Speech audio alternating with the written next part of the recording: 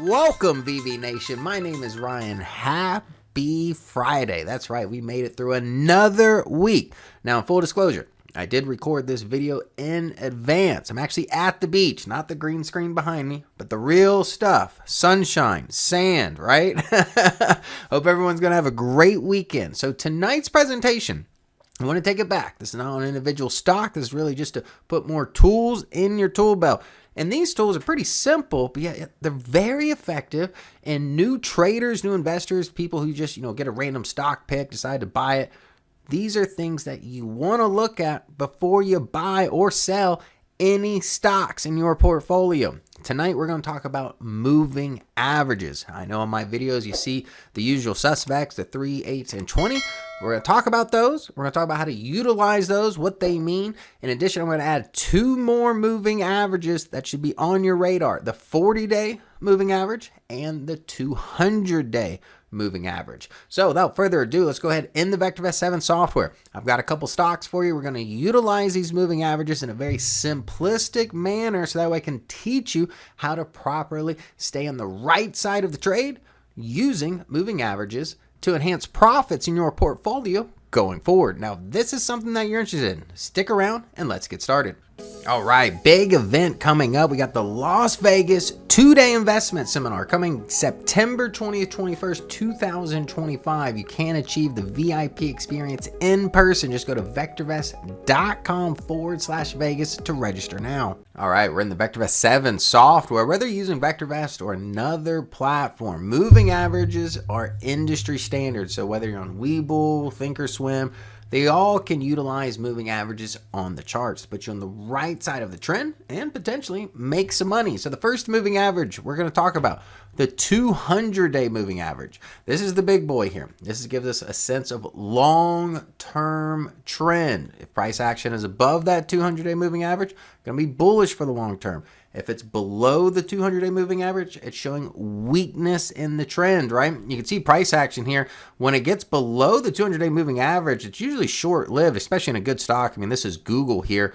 But something about the 200-day, it can be utilized as a level of support and resistance. You can see here several touches along this 200-day moving average. Great entry points. So if you're looking to buy something or get something, bullish on a stock, you want to see price action break above that 200-day moving average. Take advantage of that crossover or look for the retest that we see here, right? Sometimes you can get clear breaks, as we saw at the beginning of this year with the sell-off in Google. We see a retest here from the bottom end of the 200-day moving average, rejection, price action going all the way down to 140. But look, now Google is above its 200-day moving average, utilizing as a level of support several times here. Most recently, as of yesterday and the day before, 2 bottom wicks that we're seeing here. So if you want any kind of confirmation, you want to take out that prior swing high. But still, Google, this is what you want to see for the beginning of an uptrend, right? Just as we saw the crossover back here, lasted for quite a while, bringing price action to a high of 207.05. Now I'm going to couple this. This is the 200-day moving average. I'm going to use this in conjunction with the 40-day moving average of price, right? If we go back to a 5-year chart, because again, this is going to be more from an investment perspective. Here's over the last 5 years. You can see Google here staying above this 40-day moving average. That's what you want to see in the intermediate trend here.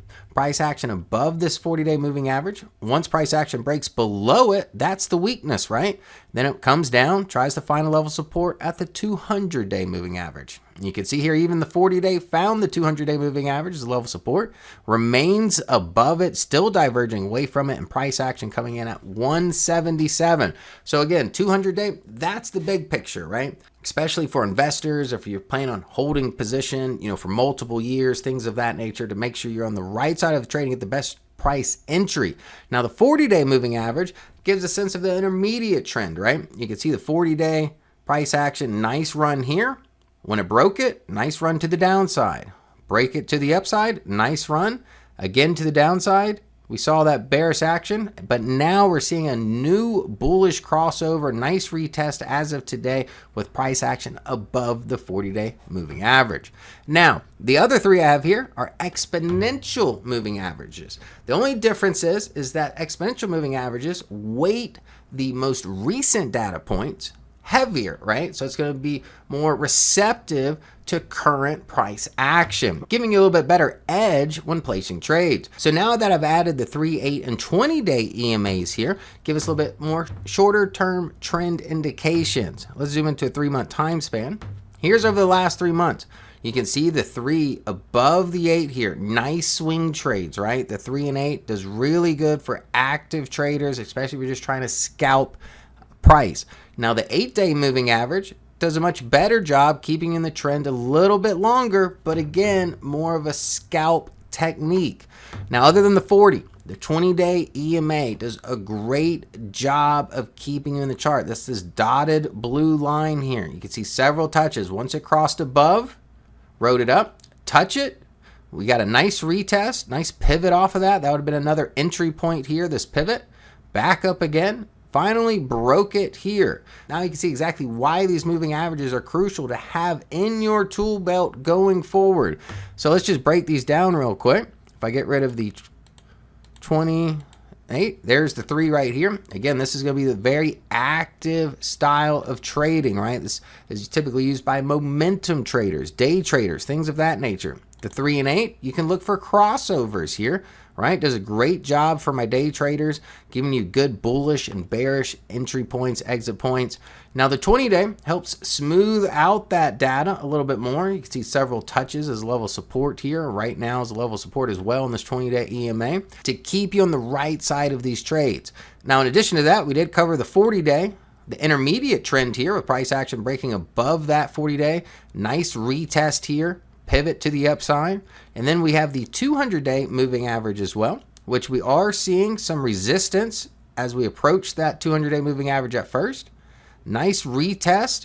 However, we are more utilizing as a level of support, especially over the last 2 trading sessions with these candlesticks here. So again, I just wanted to put these moving averages on your radar so that way you can stay on the right side of the trade and be more profitable in 2025. Now, again, my name is Ryan. If you enjoyed tonight's content, make sure you hit that like button. If this is your first time at the VectorVest channel, hit the subscribe button, and I'll see you next week.